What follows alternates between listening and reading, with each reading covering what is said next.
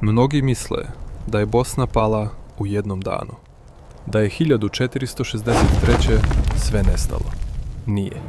Kralj je pao brzo, ali Bosna se gasila sporo. Nakon pogubljenja kralja Stjepana Tomaševića, izgledalo je kao da je sve gotovo. Ali osvajanje kralja nije isto što i potpuno gašenje zemlje. Bosna tada ne nestaje kao svijeća. Bosna postaje granica, rana i bojište. Osmanski udar 1463. godine slomio je vrh stare države.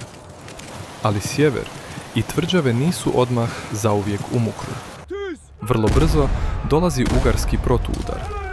Jajce ponovo postaje ključno mjesto borbe za Bosnu.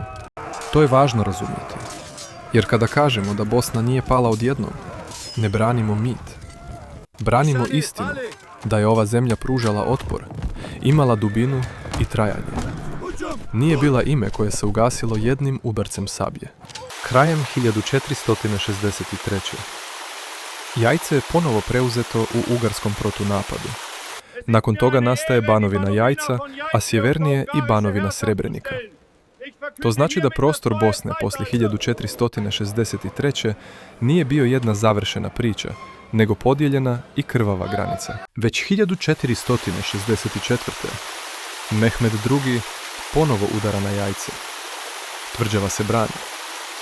To samo po sebi ruši priču da je sve bilo gotovo u jednom mahu. Kad se tvrđava brani godinu poslije pada, onda pad očito nije bio kraj procesa. Jajce nije palo nazad odmah.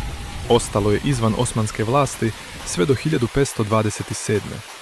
A Hercegovina je u osmanski sistem ušla kasnije, 1481. odnosno 1482. Zato je tačnije reći, 1463. je slom vrha kraljevstva, ali ne i trenutni nestanak svakog njegovog prostora. Dakle, stara bosanska državnost nije ugašena kao vrata koja samo zalupiš. Gasila se kroz tvrđave, granice, protuudare i tiho pomjeranje moći. Upravo zato je opasno kada neko 1463. pretvori u jednu prostu rečenicu. Jer time briše i otpor, i prijelaz, i trajanje Bosne. Historija nije jedan kadar. Zato ovdje nestajemo na padu kralja. Jer prava priča počinje tek kada vidiš šta je poslije ostalo da se još brani.